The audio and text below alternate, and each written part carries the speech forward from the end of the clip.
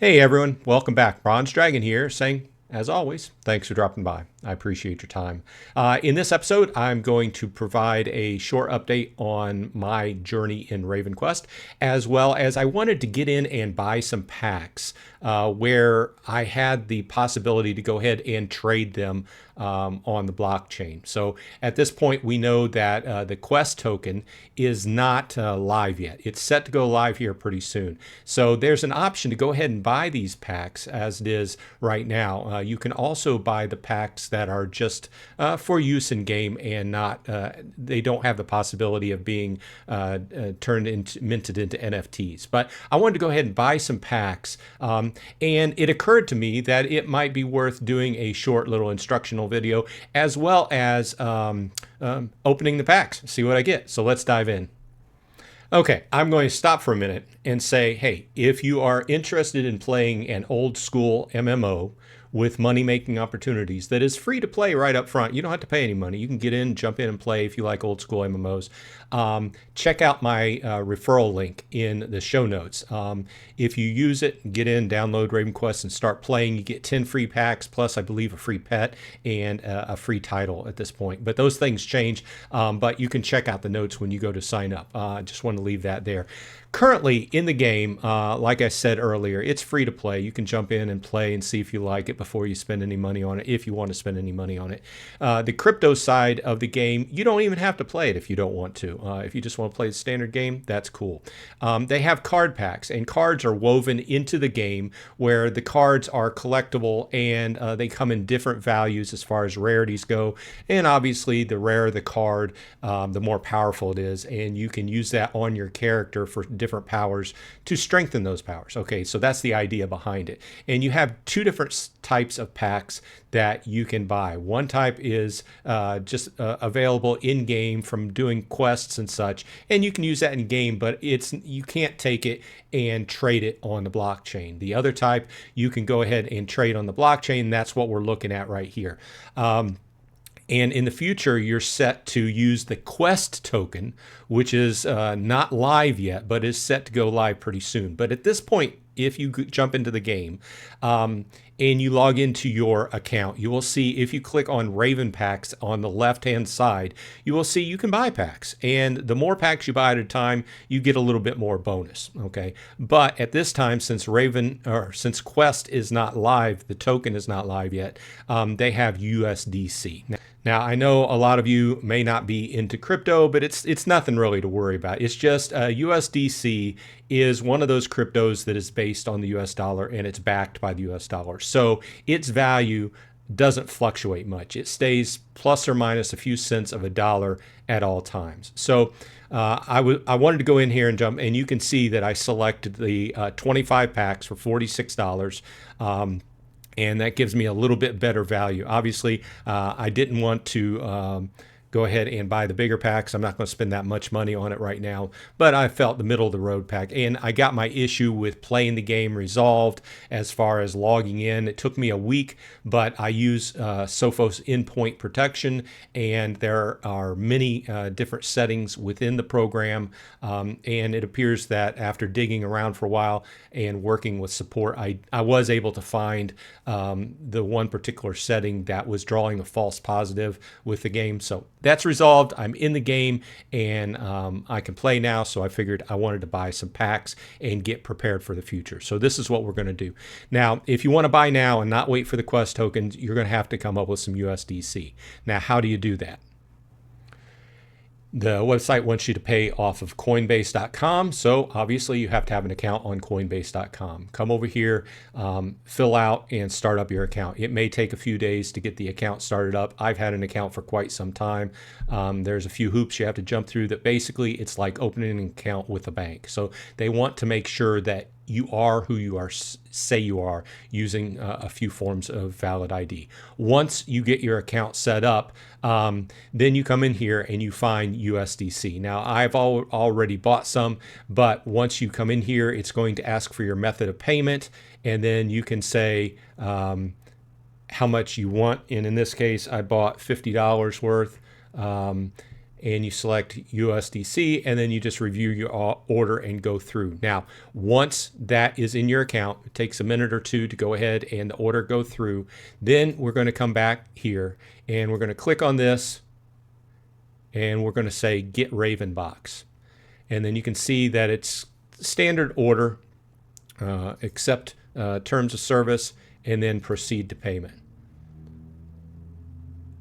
And then it's going to ask you, how do you want to pay for it? So I'm going to go ahead and say, go to my CoinBase account. And then it's going to tell you, hey, it's $46. So I got $50 worth, so I should have enough. The total came out to be a little bit more than 46 USDC. We're going to go ahead and pay. Okay, it took a minute to verify the purchase. I had to put in my code, two-factor authentication code, and it said your purchase was successful. Thank you for your purchase. Once your payment is processed, you will receive a confirmation email, and you can go in game and check out your cards. It says it may take up to 5 minutes in game. Okay, here we are in game. Got logged in. It took about 5 minutes once I bought the cards, and you'll see that down here on the card, Raven Cards logo, or icon rather, it has a little red dot, meaning that I have new card packs. So let's go ahead and open up. We see that I have the 25 card packs here, which are marked as ascendable. Since I bought them with cryptocurrency, that means that in the future I can also buy, sell, and trade with those on a blockchain. Whereas I have some other card packs which are marked as non-ascendable, which I earned through adventuring in the game, and those will not be usable on to buy, sell, trade with cryptocurrency on the blockchain. Okay, so I just wanted to make that clear. So here are the cards that I actually bought, the 25 packs. So let's open 5 packs at a time and see what I get. This will be the first time I've opened some of these other non-ascendable card packs. Okay, so, and we can notice with the gems here, the rarity. As we go to the right, the rarer they get, and obviously the better they are. So we have a selection of uncommon and grand. So we have 2 grand here and 3 uncommons. Not terrible, but not great. I do need that one, Warlock Azonator. Warlock Azanor, that's the name. Okay, so let's go ahead and open 5 more packs. Of course, we are looking forward to some legendary, mythics, and exalteds. And one of the nice things I like about this game is that they, if you're a card collector, if you get a graded card in hardback plastic, that's the best way to save them from damage. Well, guess what? Up to this point, this is really the first card game that I've heard of doing this. If you draw a mythic or a legendary card in this game, they will actually send you a physical copy of it in the mail. So in hard plastic, labeled appropriately. I thought that was very cool. So let's go ahead and open another 5 packs. I'm looking for fire-related cards for Wizard. Nice. Okay, so I got a rare. This was the better of the batch. But 2 commons, 2 grands, and a rare. So not terrible. Okay, let's open another 5 packs.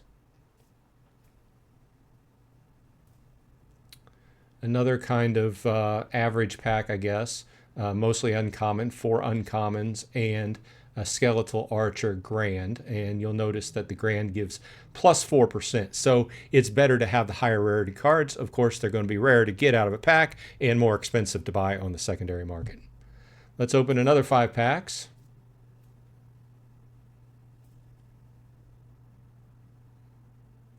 Okay, so we got another rare. And 2 grands and 2 uncommons. Not bad at all. Okay, let's open the last 5 packs.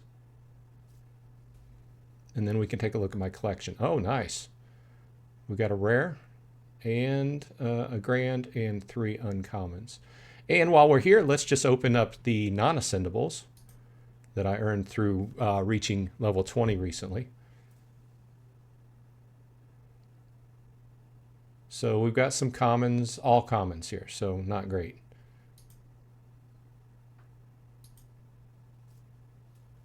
open another standard pack here.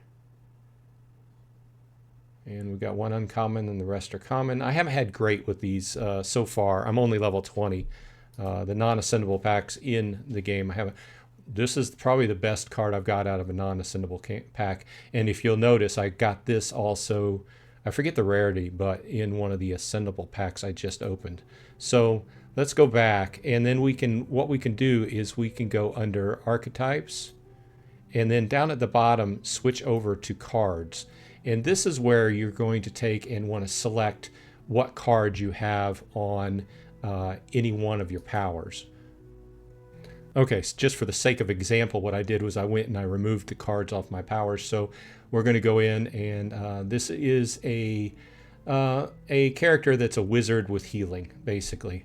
So we're going to go in and we're going to see that the cards we have available are commons, and these will boost your powers. So for example, on this power, I can select the dragon, the Ember Scale Dragon or Goblin Bomber, and I went with the Ember Scale Dragon. Applies a Burning Ember stack to targets affected by combustion, which I'm also casting. Burning Ember explodes after 3 seconds, dealing 35%. So it's an extra damage card. But all these I have so far are commons.